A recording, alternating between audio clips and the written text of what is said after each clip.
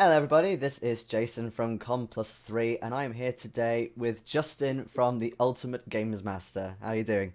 I'm good, thanks, Jason. Are you Good. good? Yeah, I'm doing great, thank you. And thanks once again for returning to us as a sponsor this year. Um, Okay. I, I know you've been very busy on the back of when we last spoke, when things had kind of exploded for you. Yeah. When you were at the expo, you had your big Dragon Randy, you had all your new features that had come through. But I know you've been very busy, even in lockdown behind the scenes. And I'm sure as well that, given the circumstances, you're getting a lot more traffic as well, I imagine. Yeah, we're Um, getting a lot more traffic. It's such a shame because we booked a double-sized stand again this year. Where we were ah, going to show off a load of stuff at the Games Expo, but obviously due to COVID, we're all stuck indoors, so got nothing to show. not in that regard, no. But I imagine you've got a lot to show today anyway about some of your new features. I did have a little read of your Black Pudding release that's going to be coming out very soon. Nice name, by the way. Yes. Um, but before then, when we were talking last time, you were talking about your living map system, which is now called the Interactive Living Tabletop application. Yes. So how has that been going? Have people been enjoying integrating that into the app? Well, we've been doing a lot of development since I spoke to you last, and with it's short, it's ILTA, with it's what we call it, which is Interactive Living Tabletop Application.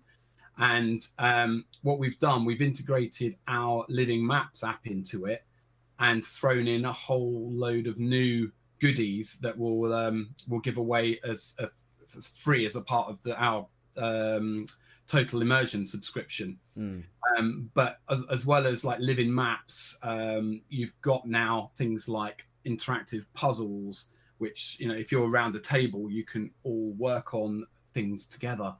It's all about bringing the social aspect of the game together so that people yeah. can work on it without having loads of stuff flying about all over the place. And we've also sort of integrated into the tabletop. We're looking at like a proper interactive tabletop where you can have things on, in front of you as well, which is pretty cool when Nice. you're working on it. So yeah, it's coming on. Mm, It's probably that's not ready for Black Pudding yeah. because we started with Aboleth. That's what we brought to the expo last year. Black Pudding was what we was going to be bringing to the expo this year. Um, well, we've moved a few things out of Black Pudding into Cloud Giant, which is our next release, and there'll be a preview in there for that, which should be sort of aiming towards the end of the year for that. But Okay. we'll be sending out previews to people to have a play around with as well, which should be cool. So I'll send you a one to have a play around with Oh, if you're. brilliant. Thank you. Sounds really exciting. But going onto the Black Pudding release for a moment, one of the things I spotted was action scripts. Yeah.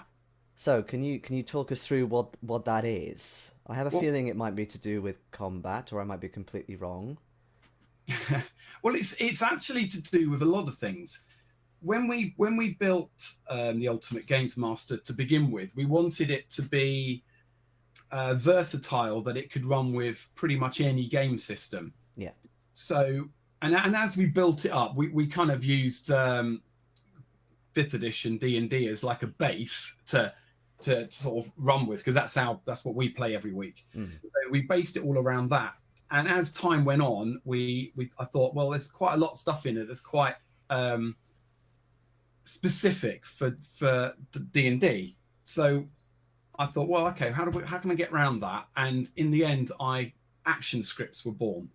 And basically, what action scripts can be used for is kind of an action for anything that um, you hold in your actual database of your game set.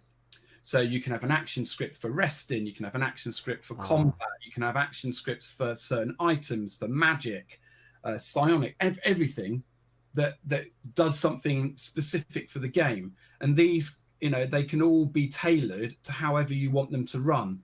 So, for example, if you've got um, you've got a rest system where you've got a short rest and a long rest. So we'll take D&D for instance. So you have a short rest. You can spend a hit die, regain some hit points, and depending on what class you are, you can get back some traits and features, etc.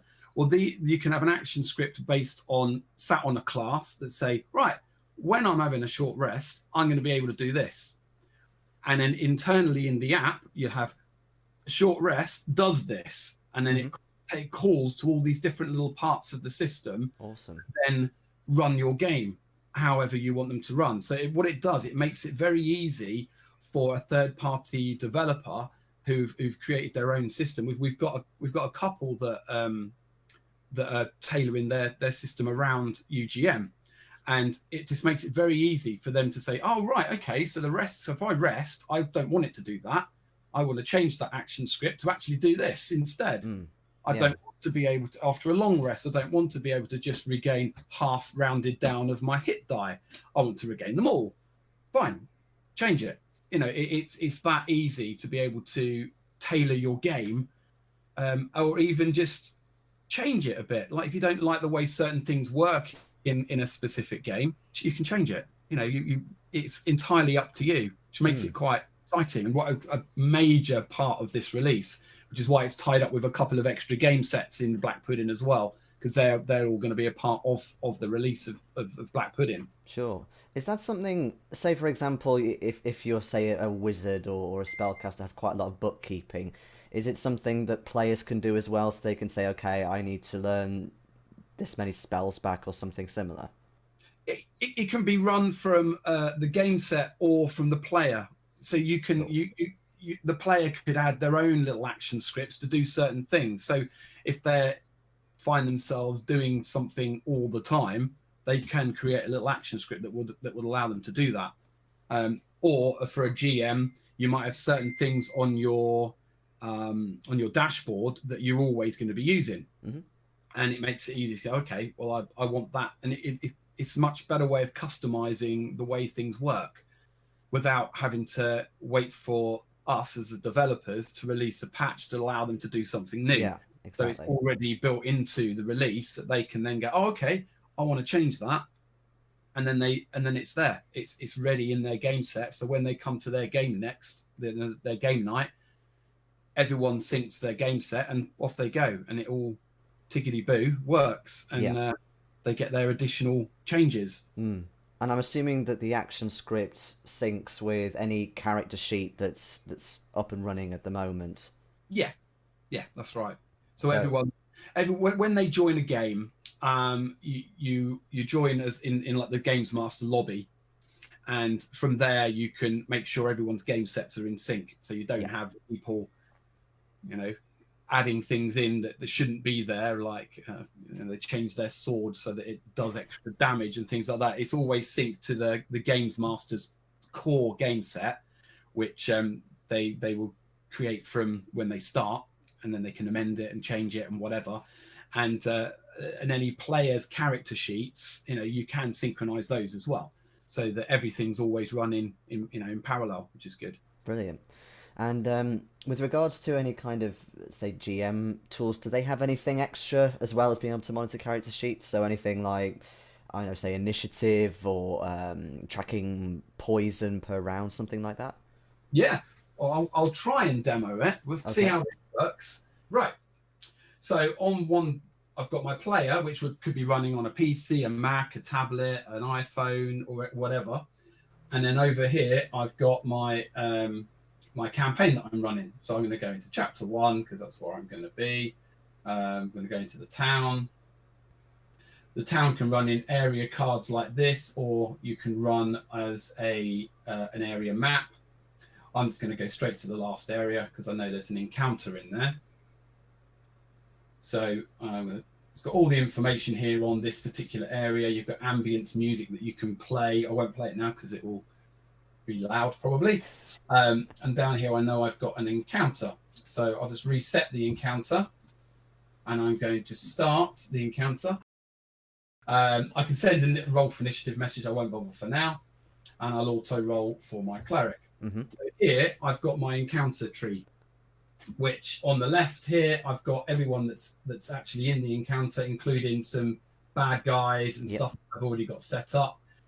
You can literally just click on the ones that you want to have a look at, and you've got all the information you need on that one you've got there. You can also change things like you've got all the hit points there, and then you can change like the character hit points conditions and things like that. So like if you say you were saying about poison, you can change a condition and he can be poisoned.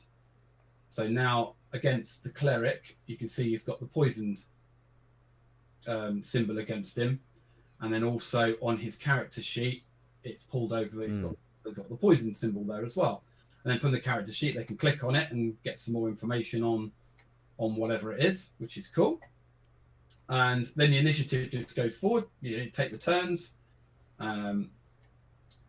It tells you about the different rounds, 7 new rounds, won't bother. And again, you can do things like change the hit points of the character. So if I was to deduct some hit points, you get a big wah in your face there, saying that they've been hurt. And the things go the other way as well. So if I want to, the character then wants to change his poison to turn it off, save their condition, and it's gone from the actual GM screen. So it's all very kept in sync, you see. So that's kind of how the encounter system works, and we've been running that and tweaking it for quite a long time now, and works pretty solidly, really, which is good. Yeah, absolutely. Yeah, and because that particular part I've never seen, so that's really awesome. That it's very easy to just cycle through different characters and not HP off and so on. So that's really good. Yeah, and then setting up an encounter is just as easy. So if we go out now, I'll just reset that one. But you just click on the book, go into the actual encounter, and you can just add monsters, add NPCs into it, or add random amounts as well. So let's say the Mastiff, you wanted to say have a random quantity of between 2 and 6. You save that so that when you actually start the encounter now, you get a random amount of Mastiff. We've got 2 this time. But if you used to run that again, you're likely to get a different. Might get the same, but you might get different. The same again.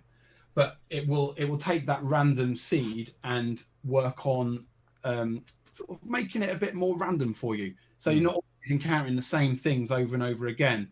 You could also have in there, a random quantity of 0 to 1. So you might not even see them. They might not even be in there, or they might, they might have a chieftain appear with a group of, I don't know, kobolds or something. Sometimes he might not be there. So it just enables you to just keep that randomness there, make it, and without the DM having to faff around, sort of changing things and I need to put him in this time. Yeah.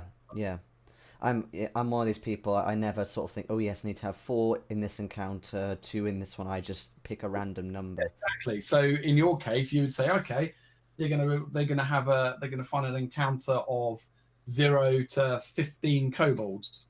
Yeah. And every time you go to a particular cave or something, you'll get a different amount come and attack you. So it just makes it a bit more flexible for the GM, and also the players know if they're going to a particular, they're always going to encounter so and so. They're always going to get this guy. There might be a specific NPC that is not always in one place. So you can say, oh, if he's 0 to 1, sometimes he's there, sometimes he's doing something else. He might have gone on holiday. You never know. Well, yeah, exactly. It does happen. I'm sure that people watching have sort of seen with your demonstration that it is a pretty seamless app and it looks very self-explanatory. But there are people, as I'm sure you know, who either find using software as opposed to pen and paper quite daunting, or they think, oh, it's extra work and things like that. So for somebody who's either kind of a bit on the fence about it because they prefer sort of the old-fashioned tools, or they're in the lockdown and they want to do online stuff, they've not really done it before. What kind of tips would you give somebody who's, say, just been given the GM's tools? Well, it's very easy. I mean, the way we've developed it's like building blocks. You just you add an area, you add a few things to an area. You can go as crazy as you want, or for a beginner, they can just sort of add one little thing on there. So, okay, we're going to go into a room and there's an encounter in there, and if they win the encounter, they get some XP. Or you can go into the room and you've got the GM description, you've got sound going on, you've got this going on, you've got a little bit where it's specified that you're supposed to read this section out to the players to sort of describe what's going on. There's checks that can be done. Are the players actually paying attention to what's in the corners of the ceiling or things like that? You can go as crazy as you want. Or for people that are so used to pen and paper, the character sheet is so easy. It's one screen. It has your character on it.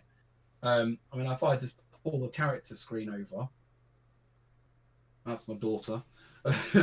But it's everything is in one place. And if they don't know what something is, you just click it, and it tells you exactly. Like I just clicked on strength. It tells me exactly what the strength is. If they're not sure what certain skills are, they just click it.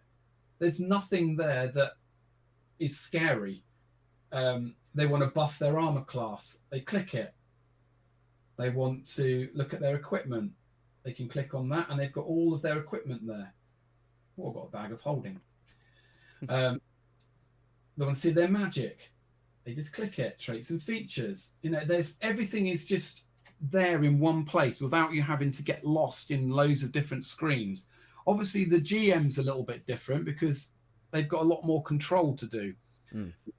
But they don't even have to run with the way we do the encounters. They can run encounters on a bit of paper if they like, and just use the GM tools for just story.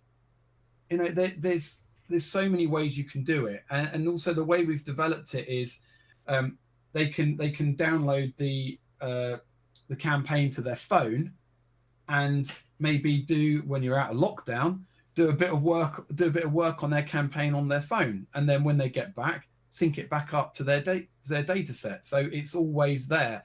And I think the one thing that puts us different to a lot of the other kind of online systems that are out there is ours can be run completely offline. So you don't have to have an internet connection to run it if you don't want to. You can all run individually with characters non-connected, or you can have like a LAN party where you're not on the internet, but you're all just communicating through a local hub, for a local network. No internet needed, but you get all the functionality of what UGM is. So you can still have the synchronization of the hit points and the encounters and all that stuff going on, but without needing a constant internet connection, which is one of the things that's quite important, because we had a couple of people said that they wanted to play in a castle. They wanted a bit of mood. So obviously there's no internet in the castle, and I doubt you're going to get 4G in the castle. So all you need to do is take a little power bank, plug it into a very small, like a little hub, all connect to the hub, and you can play. Very easy, and you've got everything there, which is what a lot of people were wanting. So, and then you've got the spectator mode as well. For people. Yes, yeah, I was going to ask you about that actually, because from what I know, it's like a way to stream things to an audience, if you will, but especially at the moment, because so many people are online, with our circumstances. Are you looking to develop more on the Spectator app because of the way people are utilizing streaming at the moment and things like that? Yeah, I'm just going to try and show you what the Spectator actually looks like. So here's the Spectator view. So this is what people would see as a spectator, and it's all linked. So if I remove a hit point, you get that there, which is done on my phone. Same with XP and stuff. So and the beauty about the spectator mode is it's live. Everything about it is live. It doesn't matter where you are. I I can set the spectator mode to a chroma key as well, which then allows me to overlay it on an OBS stream. Brilliant. So you've got that, and then if you've got a stream going, because it's live data, you get all that interaction. So it's not just showing your AC or whatever, it's showing your live hit points, it's showing your conditions and stuff like that. I run this also as my, like I said, as my alongside my GM. So I have my tablet, which I run my campaign on, and I always have a spectator view open as well, just so I can always have an overview of the characters. And what the GM mode of this does, it allows me to get down and have a good look at everything about that character, so I can see exactly what's going on with them. Where generally, if my players have got a spectator mode, I don't want them to be going looking in other people's pockets, so to see what they've got. So you turn that off for them. In fact, I don't even think my group know that mode exists. So, but yeah, it's all about making things easy for you, so you can concentrate on telling the story without faffing around with bits and paper flying around, and you can just really immerse your players into the game. And yeah, I mean, we've been running it with our games from when we first had an alpha version, probably 2.5 years ago now, maybe even 3 years ago. And yeah, it's all working very well for us.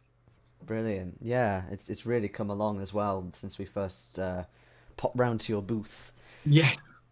But just one last question to round off, Justin. So, as I mentioned about good old Randy, yes, your mascot, he is kind of like a mascot, I suppose, isn't he, now of your company? But apart from dragons, what is your favourite mythological creature? I like my group hate the fact that I like doppelgangers, because it messes with their heads. I mean, we spent the last session, it was kind of like an Agatha Christie. It was there were people in a cargo in a convoy, and every now and again they'd find a dead body in a chest, but no one was missing, and things like that. And it was a way of, I wanted them to start it, because we do a lot of combat based stuff, but this session I don't think there was any combat whatsoever. It was just literally them trying to work out who the killer was. They didn't know at the time that it was a doppelganger. And the other thing with the app, what you can do, you can send a private message to a character. Yeah.